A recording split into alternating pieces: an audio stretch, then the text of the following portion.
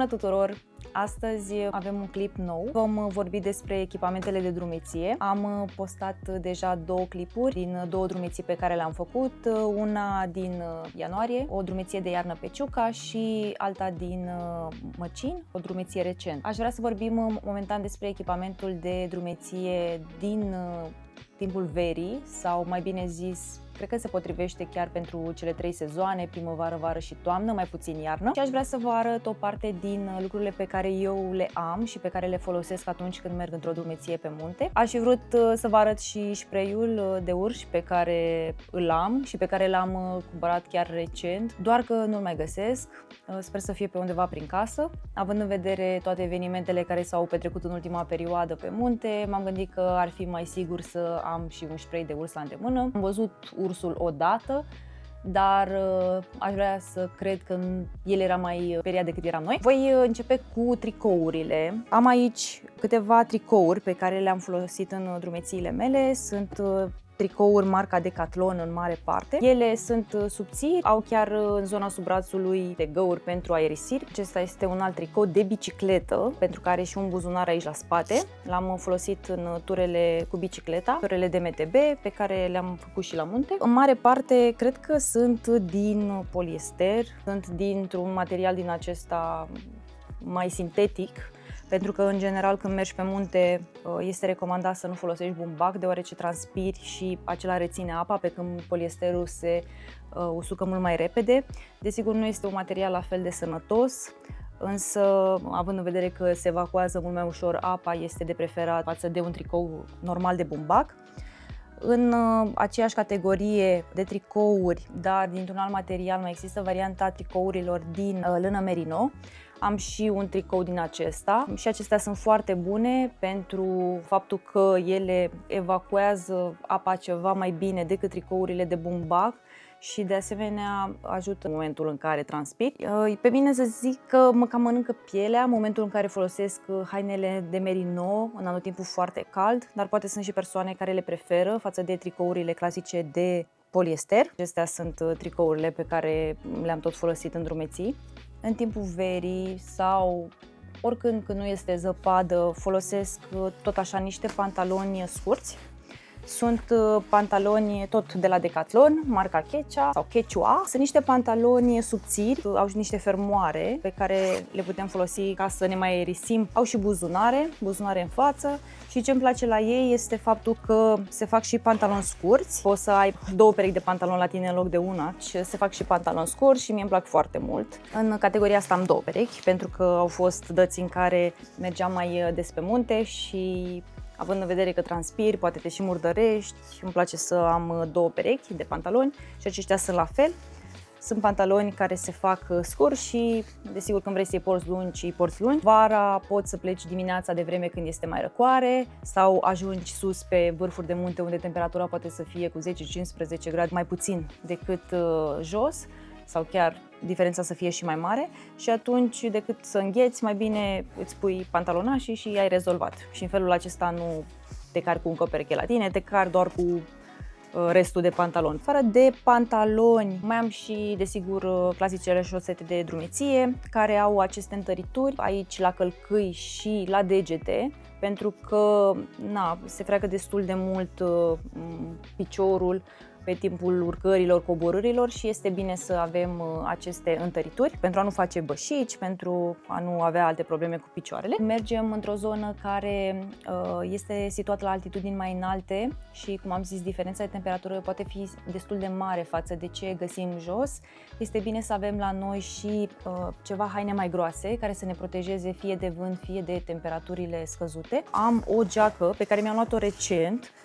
Până acum foloseam o geacă de schi mai subțire și pe care o luam la mine, doar că acelea sunt destul de mari și mai grele și mi se părea că de fiecare dată mă încarc foarte tare. Am această geacă cu glugă care se strânge și aici la cap și are și buzunare. Are buzunare pentru, nu știu, a pune diverse lucruri, dar are și această zonă pentru evacuare, care mi se pare foarte bună și care este foarte importantă, pentru că în urcări de obicei depui efort și asta înseamnă că vei transpira și se vede prinăuntru are o îmbrăcătură practic care ar trebui să țină de cald. Eu ultima dată am folosit-o într-o cursă de bicicletă la începutul lunii mai pentru că era destul de răcoare și a fost foarte bună, adică pentru vânt mi s-a părut o variantă foarte drăguță.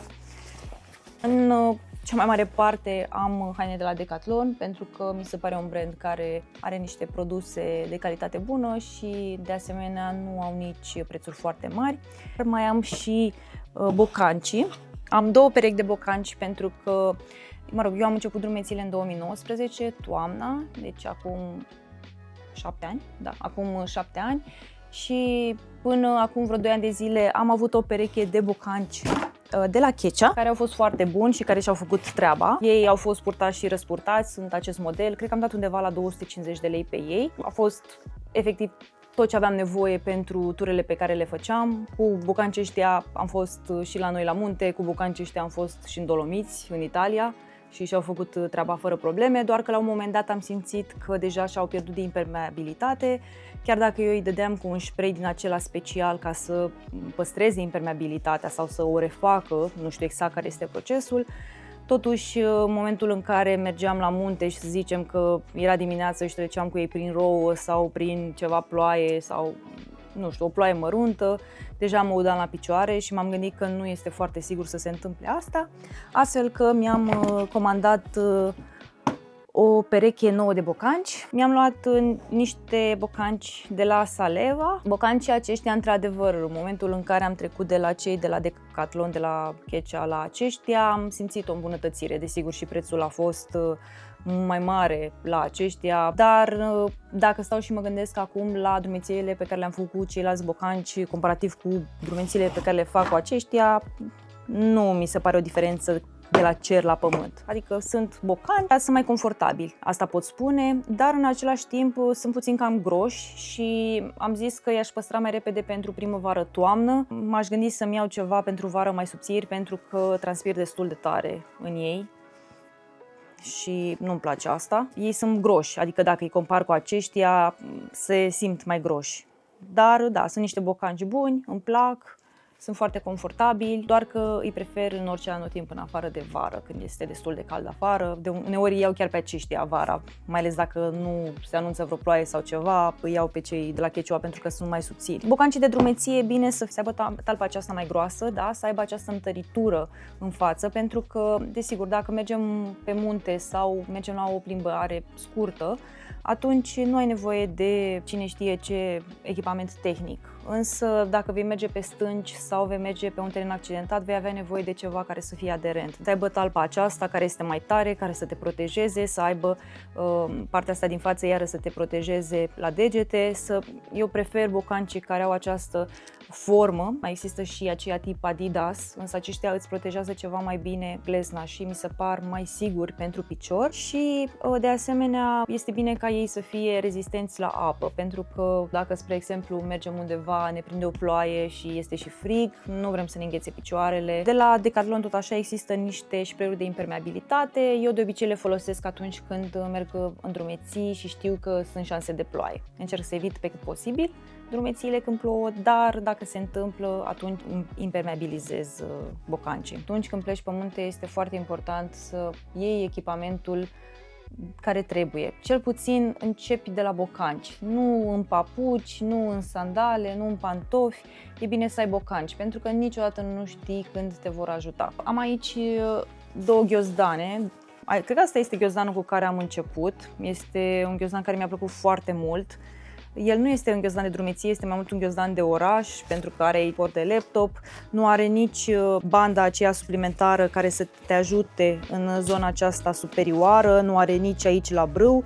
Este un ghiozdan de oraș, doar că la început n-am avut un ghiozdan special pentru drumeții, nu știam nici ce înseamnă acesta și cum te poate ajuta. Mi-am luat acest tip de ghiozdan, cu care am făcut destul de multe drumeții, care îmi place în continuare și pe care îl folosesc destul de des, nu doar pe munte, ci și în oraș, dar se simte diferența atunci când încerci asta. Sunt diferite, unul este mai mare, ăsta e mai greu, ăsta e mai ușor. dar acesta este un ghiozdan de drumeție de 30 de litri. Există și variante mai mici, de 30 de litri, există de 20, de 15 nu știu dacă există, dar de 20 știu că există, mai mari desigur există și acolo. Acesta este făcut practic special pentru munte și vă arăt imediat de ce. Pe lângă faptul că este foarte compartimentat, adică dacă vedem avem foarte multe buzunare. Am un buzunar aici în față, spre exemplu, mai am un buzunar aici lateral, aici de obicei îmi pun apa. Super, am găsit spray-ul de urși. Mă bucur totuși că nu l-am pierdut. Ideea e că avem și spray-ul de urși. Este un spray pe care n-am avut ocazia și șansa să-l testez și îmi doresc să nu-l testez totuși niciodată. Adică să fie aici, să expire, să, nu știu, iau altul, dar să nu fie nevoie să-l folosesc. Avem aici spray-ul de urși. De principiu el trebuie să stea într-o zonă unde e foarte accesibil. La mine nu știu cât de accesibil e aici, dar eu cred că l-am pus aici la un moment dat când am fost într-o drumeție. Revenind la ghiozdan, foarte multe zone de compartimentare, ceea ce ajută atunci când pleci pe munte. Am aici niște hingi din acestea mai mici pentru alte lucruri pe care pot să mi le leg de rucsac. Aici este un buzunar. Avem aici în interior un alt buzunar, aici de obicei îmi pun acte și ce mai am nevoie, nu-mi car tot portofelul cu mine, că nu are sens să-mi îngreunez ghiozdanul. Și aici iarăși un compartiment destul de mare. Ce este mișto la ghiozdanele astea de drumeție este partea din spate, din punctul meu de vedere. Avem aici, acestea care se reglează, desigur. Asta este zona care vine sub gât, în zona pieptului. Și ai aceste zone care iarăși sunt cu buzunare. Eu aici îmi pun de obicei un telefon, că faci poze, și aici un pachet de șervețele, le am aici. Pachetul de șervețele, ca să am acces la el, un strugurel de buze, pentru că pe munte, de la vânt ori de la soare foarte puternic, buzele pot să aibă de suferit. Ce mai am aici? Și de obicei tot în zona asta îmi pun ori din asta de mâini, ca de igienizare, ca să zic așa. Și asta îmi pun aici îmi pun telefonul, am rezolvat partea asta. Aici spray-ul, aici apa, ca să am ușor acces la ea. Ce mai iau cu mine de obicei în ghiozdanul ăsta, care, da, pare imens, doar că el nu e chiar atât de mare pentru că are această parte aici care e destul de dură și care ajută să nu stea lipit de spate. Deci în condiții de căldură și așa nu îți stă lipit de spate ca să-ți transpire spatele. O să-ți transpire spatele, că și mie îmi transpiră spatele, n-ai ce să faci, mai ales dacă faci efort. Însă este foarte bun pentru că totuși te mai protejează cât de cât. Și acesta este ghiozdanul de drumeție. Îmi place foarte mult că este verde, îmi place mult că este încăpător, îmi place că are multe buzunare și ce mai are aici, buzunar secret, că se întâmplă oricât ți-ai dori, să nu se întâmple, să nu plouă, uneori mai plouă, și aici ai husa lui pentru ploaie. Îl îmbraci ca să nu ți-l plouă. Op, așa. Hai să zicem, facem aici un test. Și l-am îmbrăcat. Și dacă îl plouă, nu o să-l ude la fel cum l-ar uda dacă n-ar avea husa asta. Este foarte drăguț și îmi place foarte tare. Așa, să trecem la ce mai avem în rucsac, dacă tot am fost în zona asta. E bine, eu mai mi-am un spray cu mine pentru că te mai împuți, nu doar vara, mi s-a întâmplat și iarna să am arsuri de la soare, SPF. De obicei îmi iau un SPF 50 și în general încerc să îmi iau recipiente mai mici ca să nu îmi încarc aiurea ghiozdanul. Aceasta are 100 ml, este un recipient pe care le iau de obicei și când plec undeva cu avionul. Mai am frontala, pentru că este de asemenea foarte importantă. Socoteala de acasă nu se potrivește de fiecare dată cu cea din târg. Ne asigurăm că o încărcăm, se încarcă cu micro USB. Avem acest First Aid Kit. Aici avem câteva lucruri pe care le putem folosi în caz de... Avem o tăietură. Cred că l-am luat nu de la Decathlon, l-am luat de la Lidl. L-am găsit la vreo 20 de lei sau ceva de genul, oricum un preț foarte mic. Și aici avem foarte multe lucruri. Ce am realizat eu este că nu am betadină sau ceva spirit și care cred că ar fi de ajutor, dar da, aș putea să suplimentez bagajul și o butelcuță din aceea micuță. Am aici niște ace de siguranță, văd, avem o forfecuță, avem niște plasturi în cazul în care știm că ne bat pantofii.